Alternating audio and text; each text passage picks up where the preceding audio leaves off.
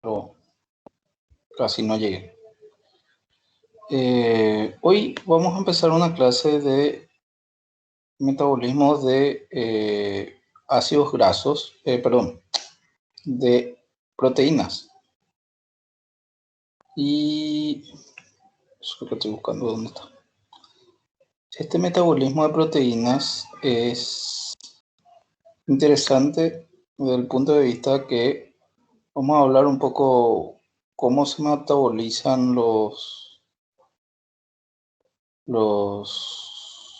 aminoácidos y las proteínas. Entonces vamos a dedicarle un tiempo a esto.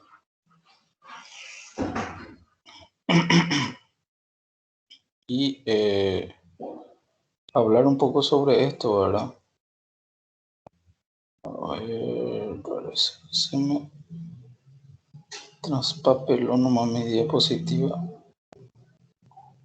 A ver si encuentro el que era. Si no, voy a poner eso ahí.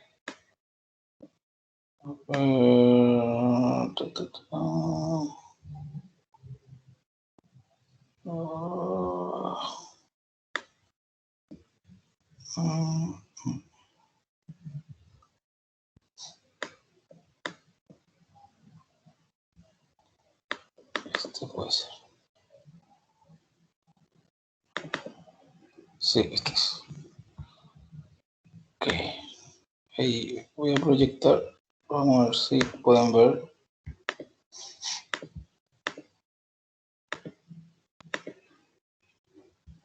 Este es el que quería poner. Pues que puse el otro. Bueno, vamos a empezar un poco con esto tema de las proteínas y de los aminoácidos.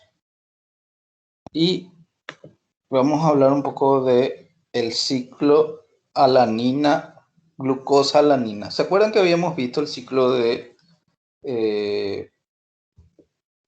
Cori? ¿Sí? Sí, profe. El ciclo de Cori era generar, digamos, glucosa, la glucosa endógena que se produce en el hígado, circulaba por la sangre, iba al músculo, el músculo lo catabolizaba, realizaba glicólisis y obtenía piruvato. Ese piruvato en un sistema anaeróbico se fermentaba a lactato y el lactato volvía al hígado. Este caso es muy parecido a eso, al ciclo de Cori, pero tiene una particularidad, digamos. Este ciclo se llama alanina glucosa, es un ciclo donde también se obtiene la glucosa en el músculo, se cataboliza a través de la glicólisis y se obtiene piruvato. Solamente que acá el piruvato, en vez de ir a parar a lactato, se convierte a través de una enzima que es una aminotransferasa, el glutamato le cede su grupo amino y el piruvato se convierte en alanina a través de un sistema que se llama alanina aminotransferasa. Esta alanina pasa a la sangre y de la sangre pasa al hígado y en el hígado vuelve a transformarse a través de la misma enzima, solamente que esta enzima se encuentra a nivel hepático. Alanina aminotransferasa le cede, en este caso, la alanina a su aminoácido, a un alfa-cetoglutarato, y la alanina se convierte en piruvato y el alfa-cetoglutarato en glutamato. Este piruvato que se obtuvo de la alanina vuelve a entrar a un proceso de gluconogénesis y se vuelve a obtener glucosa. Por lo cual, ¿cuál sería la importancia del ciclo glucosa-alanina para el organismo?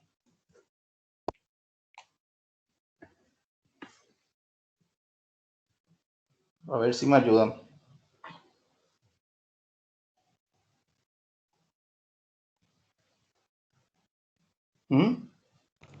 Catabolismo de proteína.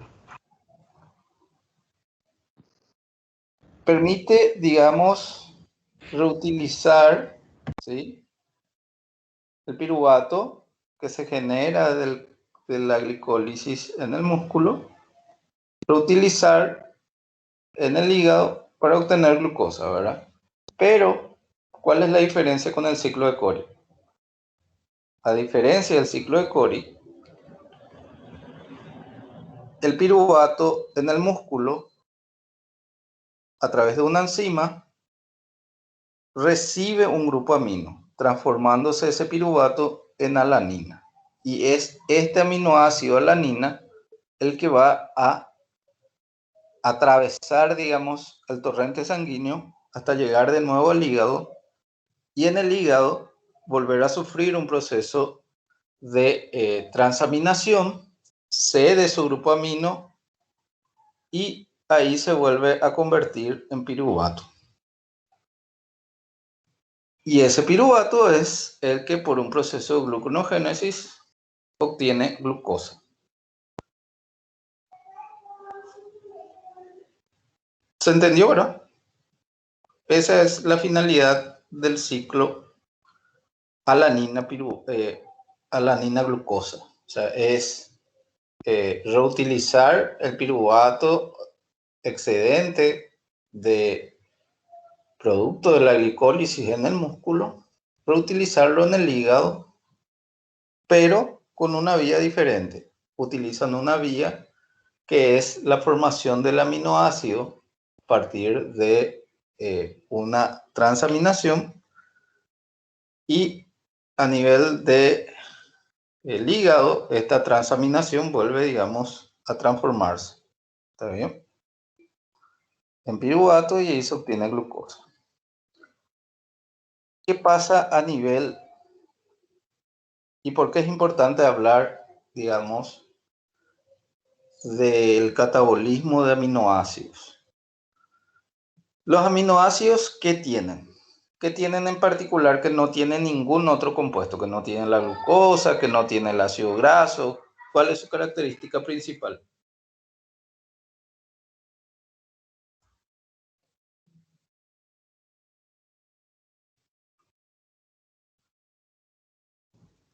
¿El nitrógeno? El nitrógeno, exacto. El nitrógeno, al igual que el oxígeno, es un compuesto muy complicado de tenerlo dentro del organismo. Tan complicado que necesitamos tratarlo con con mucho tacto, por decirlo de alguna manera. ¿Y de dónde viene el nitrógeno?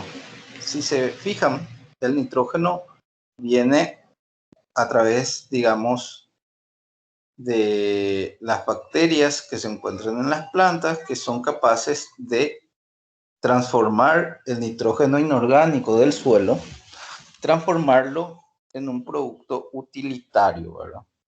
En este caso, lo transforman en aminoácidos, y estos aminoácidos pasan a formar parte de la dieta de muchos animales que comen las plantas. Y estos, a partir de ahí, estos animales generan también aminoácidos y proteínas y hacen, digamos, un ciclo del grupo nitrogenado. Y de los animales pasan al ser humano cuando nos alimentamos de ellos, y ahí obtenemos nosotros, digamos, de forma exógena, las proteínas y los aminoácidos que entran a través de la dieta. Y una vez en el organismo, en el ser humano, este grupo amino va a sufrir una serie de transformaciones hasta que se lo desecha. Nosotros no podemos desechar el grupo amino como un nitrógeno o como un amonio.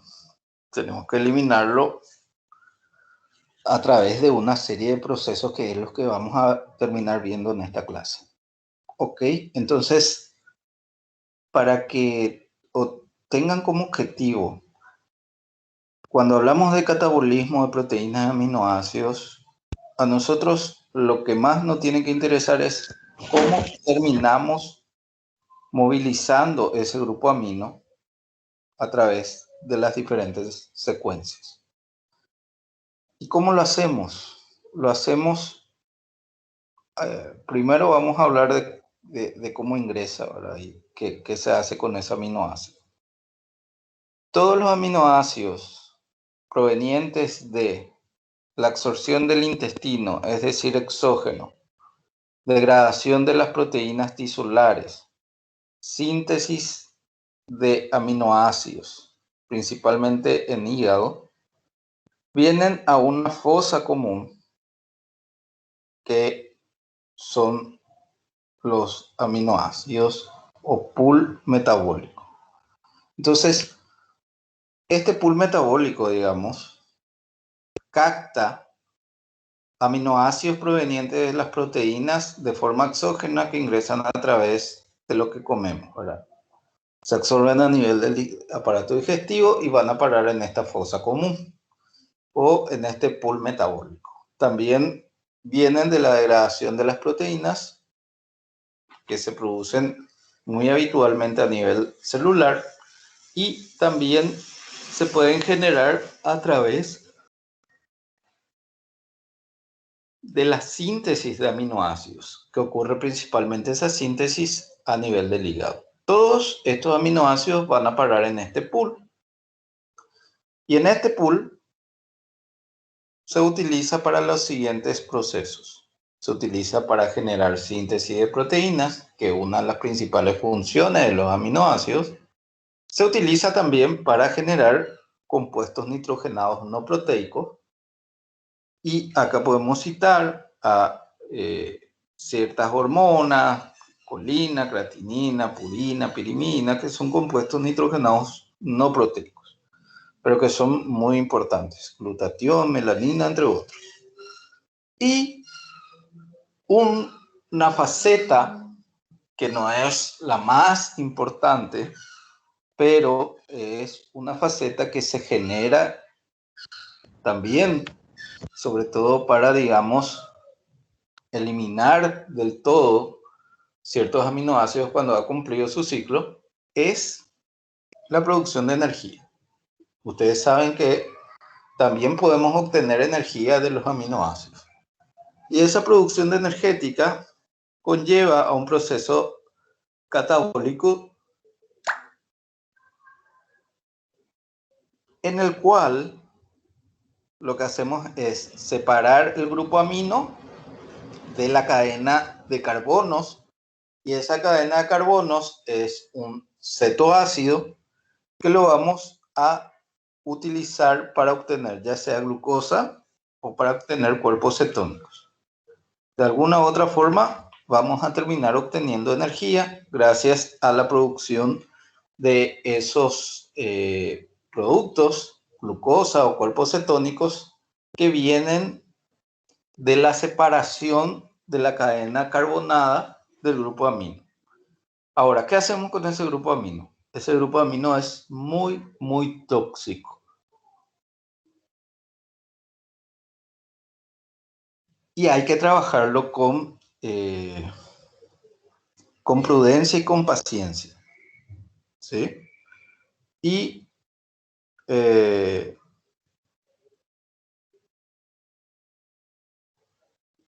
ese grupo amino se va a convertir en urea y va a ser la urea el que va a terminar eliminándose a través de la orina. Entonces, así, digamos, sucede esta transformación y este equilibrio dinámico o balance nitrogenado que tiene que estar muy bien equilibrado a nivel del organismo. No podemos tener exceso de grupos amino y no podemos tampoco no tener grupos aminos porque es muy importante su utilización. Entonces, a nivel celular, obtenemos aminoácidos que pueden venir de forma endógena, de la degradación de las propias proteínas que tenemos dentro del organismo, y de forma exógena, aquellas proteínas que se degradan en aminoácidos provenientes de la dieta. Este grupo amino se va a separar en un esqueleto carbonado y en el grupo amino propiamente dicho. Este grupo amino se va a transformar en amonio y este amonio va a entrar al ciclo de la urea para poder ser eliminado transformándose en urea. Mientras que la cadena de carbonos va a generar cetoácidos y estos cetoácidos se van a incorporar ya sea al ciclo de Krebs o a la formación de glucosa. Y este es el equilibrio que existe a nivel del metabolismo de los aminoácidos. Y esto es lo mismo. El pool de aminoácidos lo podemos obtener del proceso de degradación de proteínas endógenas. ¿Cómo ocurre la degradación de las proteínas endógenas? Las proteínas tienen o se terminan marcando cuando, digamos, con un azúcar, cuando dejan de ser útiles. Estas proteínas, al ser marcadas con este azúcar, van a parar en los lisosomas y en estos lisosomas actúan unas enzimas que son las proteasas. Las proteasas se encargan de la degradación de estas proteínas en aminoácidos y en péptidos, y estos aminoácidos van a parar a la fosa común o al pool de aminoácidos. Esa es la característica de la degradación de proteínas. Mientras que, aparte de la generación de aminoácidos de forma endógena, también existe la de forma exógena, que es a través de la dieta, y ahí es donde obtenemos todos los aminoácidos. Y ahí el aminoácido decide, voy a ir a generar síntesis de proteínas, ok, voy a ir a generar,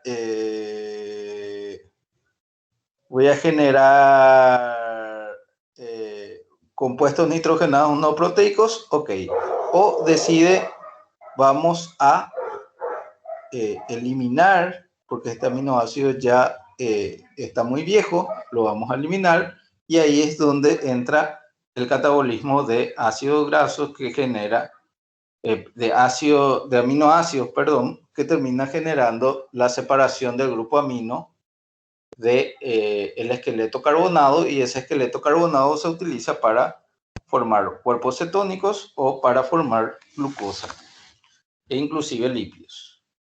Y ese nitrógeno sobrante, que es el grupo amino, se convierte en amonio y ese amonio entra al ciclo de Krebs para ser eliminado posteriormente por la orina. ¿Se entiende hasta ahí, verdad? ¿Qué es este proceso? ¿Está todo bien claro?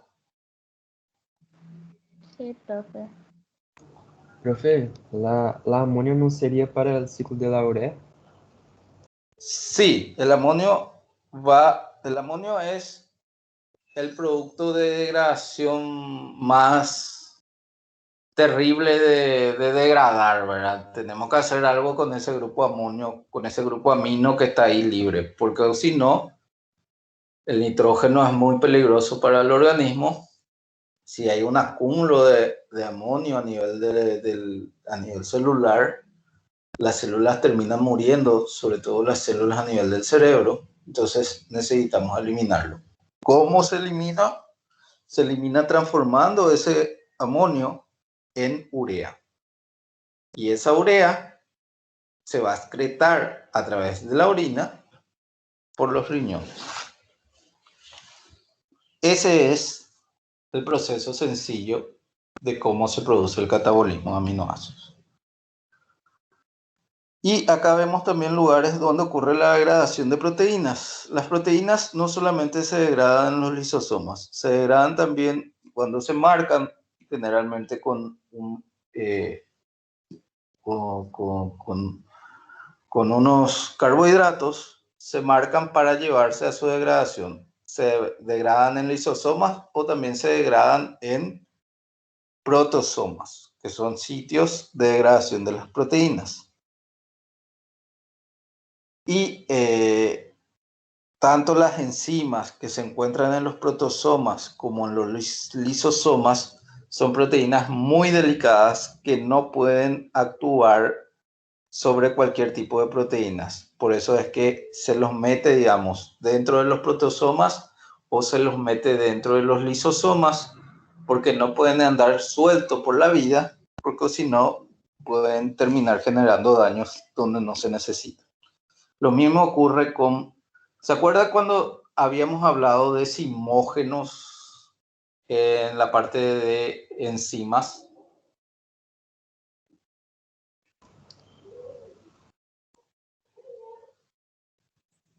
Sí, pues. Bueno, los zimógenos son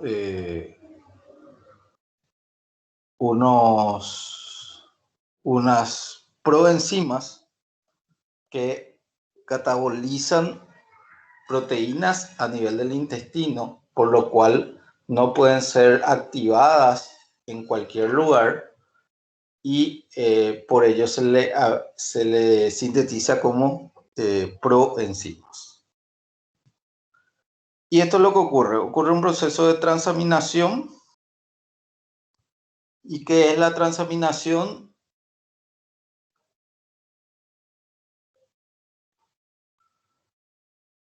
La transaminación es un proceso en el cual un grupo cetoácido capta el grupo amino de un aminoácido y este cetoácido se convierte en un aminoácido, mientras que el que liberó su grupo amino se convierte en un cetoácido. La transaminación ocurre a través de unas enzimas que son aminotransferasas. Estas aminotransferasas son dos, las más importantes, y se denominan ALAT y ASAT, alanina aminotransferasa y aspartato aminotransferasa. Estos aminoácidos, estas aminotransferasas necesitan de un cofactor para poder cumplir su función, y el cofactor es el PLP o piridoxalfosfato. Si se fijan cómo va ocurriendo el proceso de transformación, el proceso de transformación hace que el grupo, el PLP o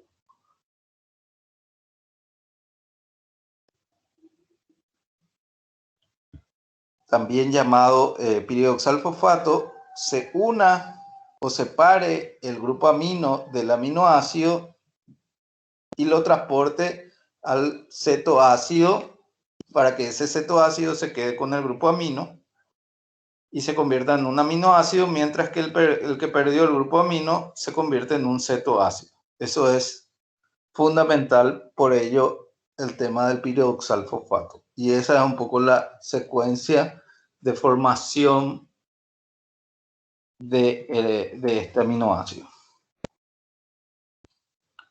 Este es piridoxalfosfato, una vitamina muy importante y un cofactor dentro de la enzima aminotransferasa.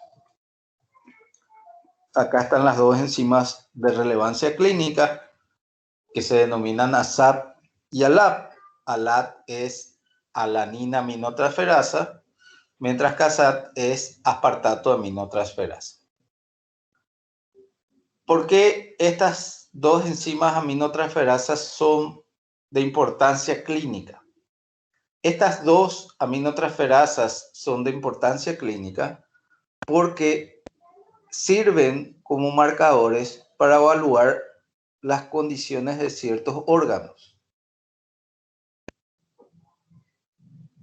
En la jerga bioquímica, ALAT y ASAT tienen otra denominación.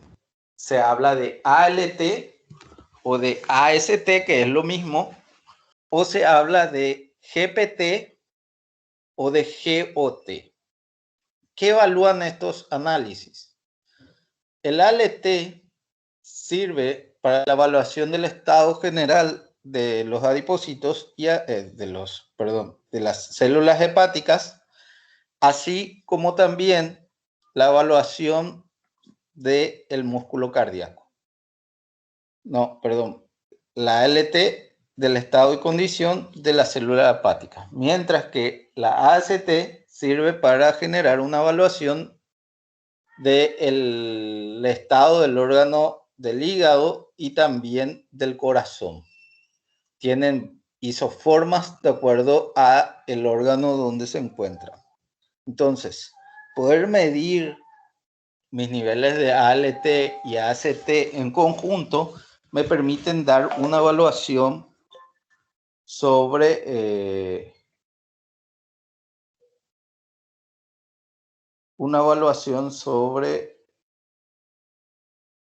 el estado del hígado.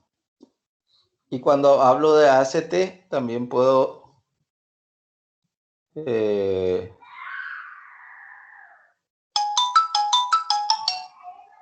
debe hacerse también, el AST y ALT sirven para evaluar el estado general del hígado, mientras que el AST solo o combinado con otras enzimas, hoy en día se usa mucho la troponina, también permite generar una evaluación del estado cardíaco. Entonces son dos enzimas de relevancia clínica que ustedes, los médicos, van a solicitar al laboratorio y a través de los resultados del laboratorio van a poder generar una estimación de hacia dónde puede estar radicando el problema del paciente. Le da un indicio para poder generar un diagnóstico. Entonces, lleven en cuenta estas dos enzimas. ¿Qué son estas enzimas? Son transaminasas. ¿Por qué las transaminasas se usan? Se usan porque permiten este pasaje de grupo amino, estos saltos que permite, digamos, que los grupos aminos vayan de un aminoácido a otro y se convierta el aminoácido en un cetoácido y el nuevo aminoácido que surgió de un cetoácido que andaba por ahí. Todos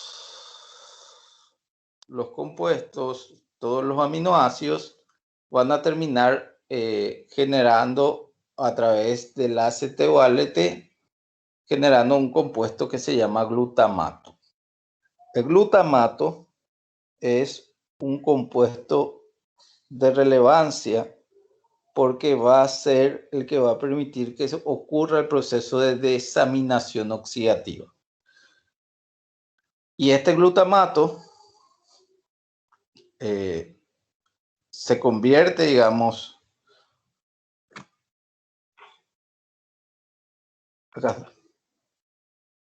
en un alfa-cetoácido a través de una enzima que se llama glutamato deshidrogenasa, y lo que permite es, a partir del glutamato, obtener dos subproductos. Uno, que es el cetoácido, y el otro, que es el grupo amino.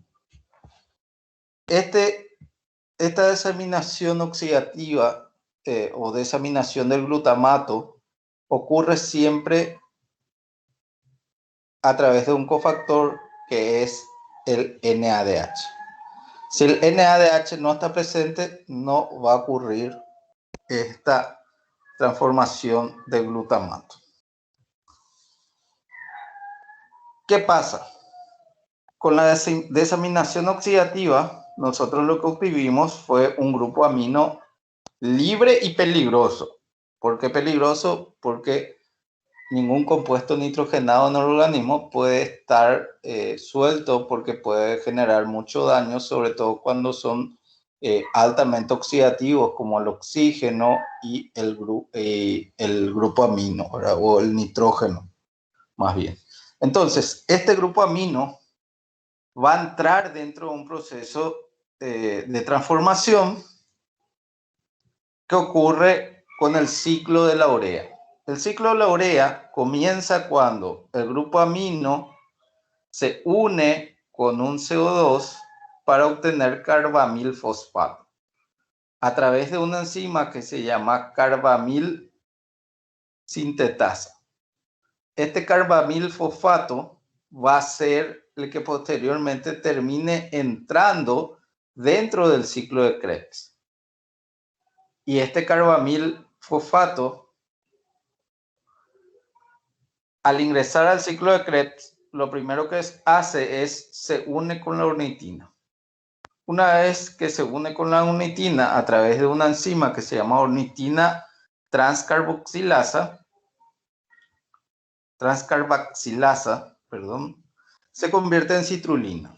Esta citrulina va a volver a sufrir un proceso de oxidorreducción para obtener arginosuccinato, y en ese proceso se va a degradar, digamos, un ATP. Este ATP va a generar AMP y grupo fosfato.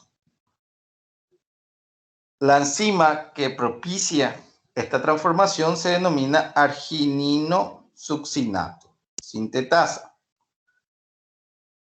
Este argininosuccinato posteriormente se convierte en arginina. Esta arginina se obtiene a partir de una enzima que se llama argininosuccinasa liasa. Esta arginina va a sufrir una degradación a través de una enzima que se llama arginasa y va a permitir obtener urea por un lado y ornitina, que va a volver a hacer el mismo ciclo. Cuando nosotros generamos la conversión de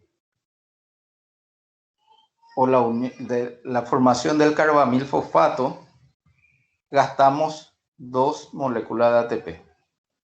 Cuando pasamos de citrulina a argininosuccinato, gastamos 1 molécula de ATP. Pero en el paso que está más abajo, en el cual obtenemos, aparte el argininosuccinato, digamos, cuando se desglosa o se degrada, se obtiene por un lado arginina y por el otro lado se obtiene un compuesto que se llama fumarato. Este fumarato, a través de una enzima que se llama fumarasa, que ya vimos en el ciclo de Krebs, va a obtener malato. Y este malato va a permitir obtener oxalacetato, y este oxalacetato va a permitir obtener aspartato. Y este aspartato es que él va a entrar a unirse con la citrulina para obtener argininosuccinato. Entonces, el ciclo de la urea, para poder producirlo, necesitamos 3 moléculas de ATP. Esas 3 moléculas de ATP lo obtenemos 2 de la transformación a carbamil fosfato y 1 de la formación a partir de la citrulina, la formación del argininosuccinato. Pero en la otra etapa, en la cual el malato se transforma en oxalacetato, se obtiene un NADH. Ese NADH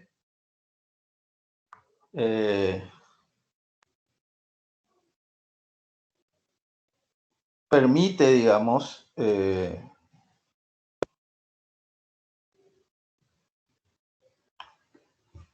ese NADH permite obtener en la cadena respiratoria 3 moléculas de ATP. Entonces, cuando hablamos de balance energético del ciclo de la urea, podemos afirmar que existe, digamos, un equilibrio. No se gana y no se pierde ATP.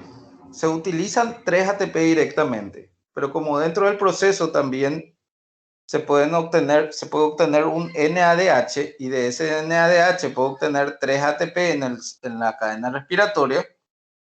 Puedo decir que no pierdo ATP o no gano ATP. Es una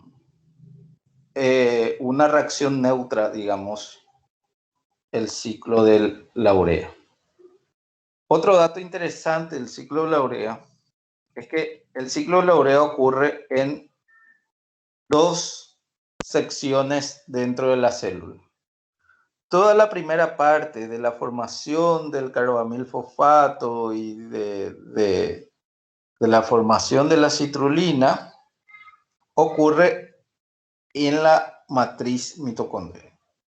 Mientras que la liberación propiamente dicho de la urea, luego de las reacciones del arginino succinato, ocurre en el citoplasma. Entonces, el ciclo de la urea ocurre tanto en el citosol como en las mitocondrias. ¿Dónde ocurre la liberación de la urea? Ocurre en el citosol. ¿Dónde ocurre el inicio de el ciclo de la urea? Ocurre en la matriz mitocondrial. Mucho ojo con eso. Y acá es donde se puede ver, digamos, un esquema general de cómo queda el equilibrio de las reacciones que ocurren dentro de la matriz mitocondrial y dentro del citosol. Si se fijan, el tratamiento de los procesos de transaminación y desaminación oxidativa ocurre dentro de la matriz mitocondrial. O sea, la desaminación oxidativa, donde el glutamato se convierte en oxalacetato y libera el grupo amonio, ocurre dentro de la matriz mitocondrial. Este grupo amonio se une, ¿verdad? Con el bicarbonato para obtener este compuesto que es el carbamilfosfato, y a partir de ahí este proceso se va a transformar en citrulina, y la citrulina ya sale fuera del ciclo de la matriz mitocondrial. Y a partir de ahí todas las reacciones ya ocurren en el citosol hasta la liberación de la urea. Y eso es lo más relevante, ¿verdad? Y para terminar, fíjense que la diversidad de aminoácidos van a ceder sus grupos aminos para convertir, digamos, la estructura de carbono, el esqueleto de carbonos en cetoácidos, y el grupo amino van a terminar cediéndole a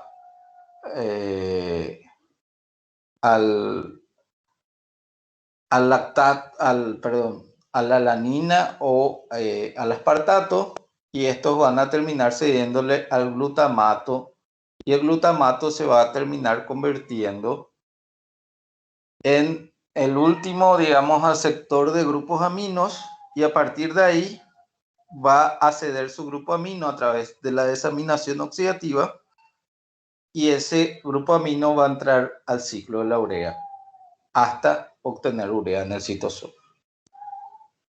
Y estos son los diferentes tipos de aminoácidos que van a generar diferentes tipos de cetoácidos. Por ejemplo, la isoleucina, leucina y triptófano generan acetil-CoA, mientras que la fenilalanina, leucina, lisina, tirosina, triptófano generan acetil-CoA. Y la alanina, cisteína, glicina, hidroxiprolina, serina y tronina generan piruvato. Y estos son compuestos que van a permitir o la síntesis de cuerpos cetónicos o de ácidos grasos o de colesterol, o van a permitir directamente la síntesis de glucosa a través de la gluconogénesis. La neurotoxicidad asociada al amoníaco. Anteriormente fue observado que amoníaco era neurotóxico, se observó un marcado daño cerebral en caso de falla en la producción de la urea por vía del ciclo de la urea o por falla en la eliminación de la urea a través de los riñones. El resultado de cualquiera de estos acontecimientos es una acumulación de niveles circulantes del ion amoníaco.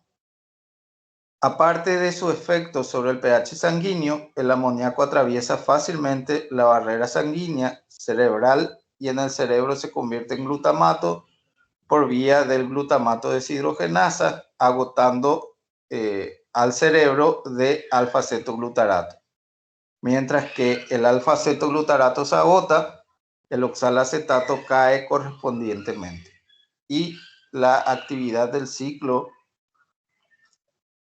del ácido tricarboxílico se detiene. En ausencia de fosforilación oxidativa aerobia y de la actividad del ciclo de ácido cítrico, los irreparables daños celulares y la muerte celular nerviosa sobrevienen. Es decir, el grupo amonio es tóxico y termina generando daños irreversibles a nivel de las neuronas. Por eso es muy importante el tema del buen funcionamiento del riñón. Y hay dos analitos ahí que son fundamentales e importantes para saber cómo está el riñón: la urea y la creatinina. No podemos permitir que la urea se acumule en sangre porque pueden generar este tipo de inconvenientes. Y bueno, hasta ahí llegamos con la clase de hoy, ¿verdad? Nos falta un poco más de aminoácidos.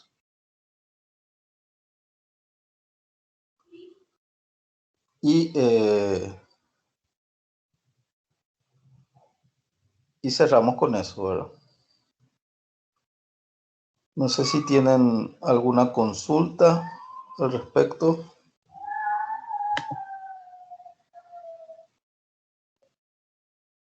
¿Qué les pareció el tema de la catabolismo de aminoácidos? Mañana vamos a continuar con esto un poco más, ¿sí? ¿Quedó todo claro? Sí, profe. Está bien, profe. Complejo, profe. Sí, es complejo, ¿verdad? Hay que ir leyendo ya para el examen, ¿sí? Es lo que nos queda, ¿verdad? Estudiar un poco. ¿El segundo parcial cuándo va a ser? ¿Cuándo era? En mayo era, ¿verdad? El segundo parcial. Sí, profe, el 5 de mayo. 5 de mayo. Ok. Sí, y probablemente ahí terminemos con, si Dios permite, el tema de ADN, ARN. Hoy en día son unos temas muy de moda, ¿verdad? Podemos incluso ver el tema ahí voy a ver si podemos hablar un poco del tema de estas vacunas que están cambiando, digamos, las plataformas de lo que se conocía en materia de vacunación, para que puedan entender un poco también, porque hoy se usa ARN para la vacunación. Hay algunas marcas que están innovando con eso y eso, ¿verdad? Es muy importante conocer sobre el ADN y el ARN, y eso va a ser un poco el tema que vamos a estar tocando la siguiente semana, y después creo que ya va a venir el examen, ¿verdad? Una semana más y ya viene el examen. Y bueno, vamos a dejar la clase hasta hoy, hasta aquí entonces, ¿sí? Vamos a estar viéndonos mañana si Dios permite, ¿sí? Hasta mañana. Dale, doctor. Hasta mañana. Dale, chao, chao. Ok, profe. Sí, Hasta mañana. Sí, profe, gracias. chao, chao.